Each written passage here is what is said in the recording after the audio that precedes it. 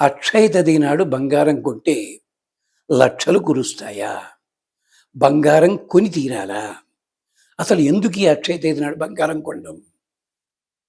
మిత్రులారా, ఇంతకుముందు చెప్పినట్టుగానే తెలుగు వాళ్ళకి ఈ అక్షయ తేదీ ఎప్పటి నుంచి మొదలైందండి? తెలుగు వాళ్ళకి 1960 కంటే ముందు అక్షయ తదియ, అక్షయ తృతీయ, ధన్తేరాసు ఇలాంటివి ఉండేవి కాదు. ఉన్నట్టు వచ్చేమిటి? నిజానికి అక్షయ తదియ సంగతి విడిస్తే గుండె అయిపోతుంది. తెలుగు వాళ్లకున్న బలహీనతల్లో ఇది కూడా ఒకటి.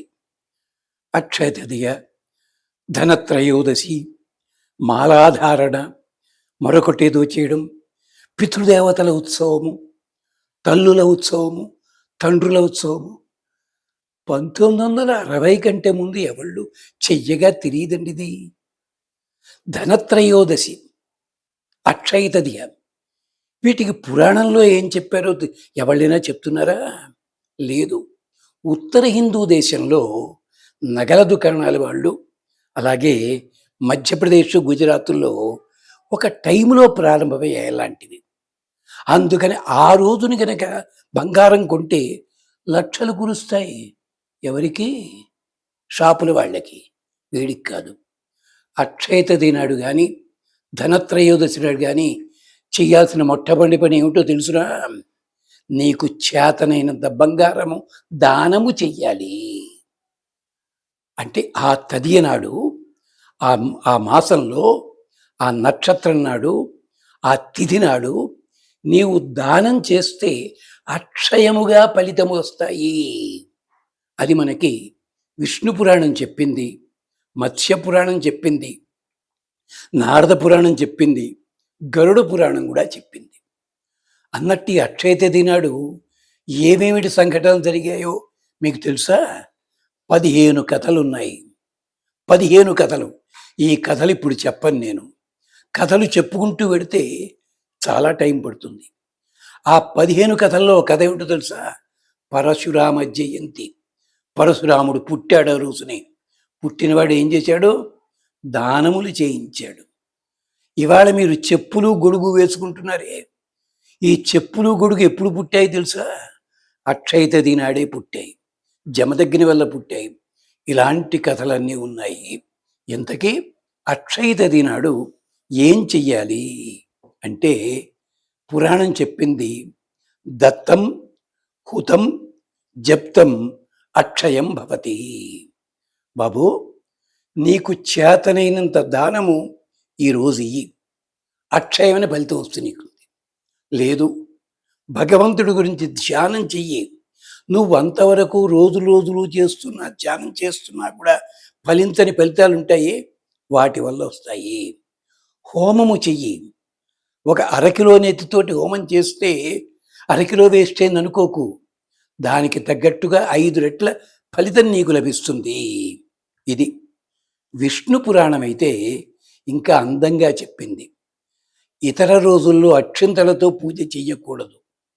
ఆ ఒక్క రోజుని మాత్రము లక్ష్మీదేవికి కానీ, విష్ణువుకి కానీ, ఇతర దేవతలకు కానీ అక్షతలతో పూజ చేసి, ఆ తర్వాత అక్షతలు తీసి కడిగేసి పరమాన్నం కింద వండి 7 ముత్తైదుగులకి పెట్టండి, కానుకగా ఇవ్వండి. దానివల్ల మీకు ఆ తదియ నాడు చేసినటువంటి ఆ పూజ అక్షయమైన ఫలితాలు ఇస్తుంది.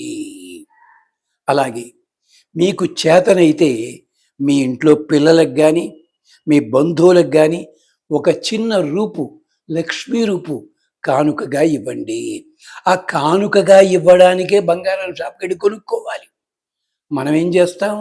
రేటు తగ్గిందండి, వాడి పిచ్చి వాళ్ళ రేటు పనిగట్టు తగ్గించడానికి ఆలోచన ఉందా ఈనాడేనాను? లేదు మనకి. అది అల్లా పని చెయ్యండి. ఇంకొకటి మరొకటి ఏడు తెలుసా? అయ్యా మేము బంగారం దానం చేయలేమండి. పసుపు, కుంకుమ, గంధము 3 దానం చేయగలరుగా? దానం చేయండి, చక్కగా జీవనం నడుస్తుంది. ధాన్యం ఏమిటవి? పొట్టు తీసిన తెల్ల ధాన్యం కానీ, గోధుమలు కానీ, లేకపోతే జొన్న కంకులు కానీ పట్టుకొచ్చి దానం చెయ్యండి, అద్భుతమైన ఫలితం. దానం చేస్తే వాళ్ళు సెకండ్ హ్యాండ్‌గా అమ్మేసుకుంటారండి షాపుల్లోనూ.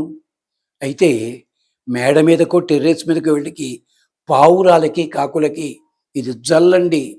మీకు 15 రోజులు తిరగకుండా మీకింట్లో ఉన్న సమస్యలన్నీ కూడా తీరి చక్కాపోతాయి. ఇది అక్షయ తది నాడు చేయాల్సిన గొప్పది. అంతేకాదు అక్షయ తది నాడు ఒక అద్భుతమైన ఘట్టం జరిగింది. ఇది కూడా మహామహా పండితులున్నారు. ఆ పండితులందరికీ కూడాను ఏసీ ఉండాలి స్టేజీ మీద ఉపన్యాసం చెప్పాలంటే. 500 కార్ల పార్కింగ్ ఉండాలి. వాడు చెప్తారు, ఈ కథ ఎప్పుడైనా చెప్పారా? కృష్ణుడు మధురానగరం వెడితే కంసుడి సేవకురాలు కుబ్జ ఎదురొచ్చింది. పొట్టిగా ఉంది, వంకర టింకరగా ఉంది. ఆ అమ్మాయి కృష్ణుడికి గంధం ఇచ్చింది. ఇచ్చేసరికి కృష్ణుడు ఆ అమ్మాయిని చుబుకం ఇలా పట్టుకుని ఇలా పైకనేసరికి ఆ కుబ్జ కాస్త అందగత్తె కింద మారింది. ఆ కుబ్జంది, కృష్ణ నీ అనుగ్రహం నాకు కావాలయ్యా, నా ఇంటికి వచ్చి వెళ్ళవయ్యా అంది. ఇంటికి వచ్చాడు. అప్పుడు కృష్ణుడి వయసు 12 ఏళ్లే, కుబ్జ వయసు 50 ఏళ్ళు ఉంటుంది. చెత్త కబుర్లు చెప్తారు ఉపన్యాసాల వాళ్ళు. అది జరగలే. కృష్ణుడి తేజస్సు ఆ అమ్మాయి లోపల ప్రవేశించింది. ఆ అమ్మాయికి పిల్లాడు పుట్టాడు.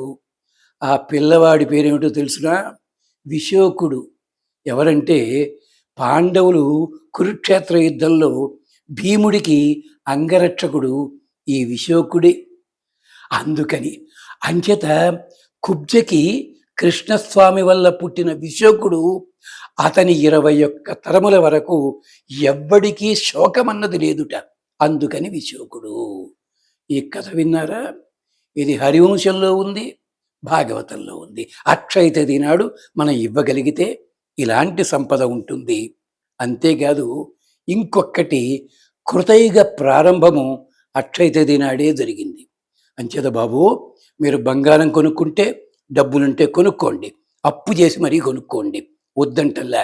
కానీ అక్షయ తది వెనకాలన్న అంతరార్థం ఏమిటంటే, ఆ రోజు చెప్పారు, చందనము కానీ ఒక కలశము కానీ దానం చెయ్యండి.